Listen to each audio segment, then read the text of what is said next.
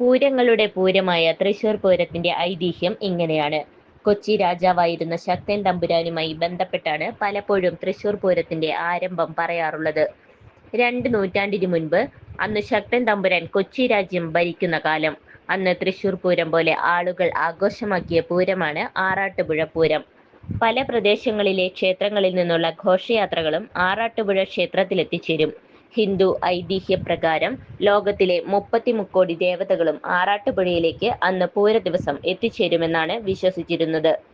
എന്നാൽ 1796 പൂരത്തിന് വലിയ മഴയെ തുടർന്ന് തൃശൂർ ദേശത്തെ ആളുകൾക്ക് ആറാട്ടുപുഴയിലെ പൂരത്തിന് കൃത്യസമയത്ത് എത്താൻ കഴിഞ്ഞില്ല. അല്പം വൈകിയെന്ന കാരണത്താൽ തൃശൂർ ദേശത്തെ ജനങ്ങളെ അന്ന് പൂരത്തിൽ പങ്കെടുപ്പിക്കാതെ വിലക്കി. പാറമേക്കാവ്, തിരുവമ്പാടി, ചെമ്പൂക്കാവ്, കാരമുക്ക്, ലാലൂർ, അയ്യന്തോൾ, ചൂരക്കാട്ടുകാവ്, നെയ്തലക്കാവ്, കണിമംഗലം എന്നീ ദേശങ്ങളിലെ ആളുകൾക്കാണ് പങ്കെടുക്കാൻ സാധിക്കാതെ പോയത്.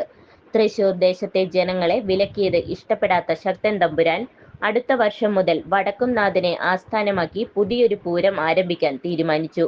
ഇതോടെ തൃശൂർക്കാരുടെ പൂരം ഇനി വടക്കുംനാഥ സന്നിധിയിൽ മതിയെന്നും 1798 ശക്തൻ തമ്പുരാൻ തീരുമാനമെടുത്തു എന്നാണ് ചരിത്രകഥ. പാറമേക്കാവ് ഭഗവതി ക്ഷേത്രം, തിരുവമ്പാടി ശ്രീകൃഷ്ണസ്വാമി ക്ഷേത്രം എന്നീ ക്ഷേത്രങ്ങളാണ് ഈ പൂരത്തിലെ പ്രധാന ഘടകദേശങ്ങൾ. അന്നു കാടായിരുന്ന തേക്കിൻ കാടിനെ വെട്ടിത്തെളിച്ച് നാടാക്കി മാറ്റിയതും ശക്തൻ തമ്പുരാൻ തന്നെയെന്നാണ് ചരിത്രം. എന്നാൽ കൊട്ടാരത്തിൽ ശങ്കുണ്ണിയുടെ ഐതിഹ്യമാലയിൽ തൃശൂർ പൂരത്തിന്റെ ഉൽപ്പത്തി മറ്റൊരു രീതിയിലാണ്. അതിങ്ങനെ: തൃശൂർ പൂരം ശക്തൻ തമ്പുരാന്റെ കൽപ്പന പ്രകാരം ഉണ്ടാക്കിയതാണ്. അതിനു മുമ്പ് അവിടെ അങ്ങനെയൊരു ആഘോഷം ഉണ്ടായിരുന്നില്ല. കൊച്ചി രാജാവ് തൃശൂരിൽ വന്നപ്പോൾ ദേശക്കാരെ വിളിച്ചുവരുത്തി മേടമാസത്തിലെ പൂരം ആണ്ടുതോറും ഒരു ആഘോഷമാക്കി കൊണ്ടാടണമെന്ന് നിർദ്ദേശിച്ചു.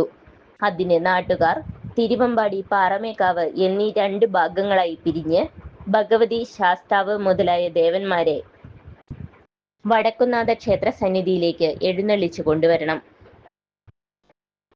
തിരുവമ്പാടി, പാറമേക്കാവ് എഴുന്നള്ളത്തുകൾ പ്രധാനമായിരിക്കണം. പണം ജനങ്ങൾ സ്വരൂപിക്കണമെന്നും ശക്തൻ തമ്പുരാൻ അരുളി ചെയ്തു.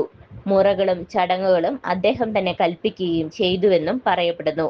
ഇന്ന് ലോകത്തിന്റെ തന്നെ പ്രധാന ശ്രദ്ധാകേന്ദ്രമാണ് പൂരം. മലയാളികൾ മാത്രമല്ല, വിദേശികൾ വരെ ആസ്വാദകരായി എത്തുന്ന വിശ്വപൂരം. ഇന്ന് ലോകത്തിന്റെ തന്നെ പ്രധാന ശ്രദ്ധാകേന്ദ്രമാണ് പൂരം.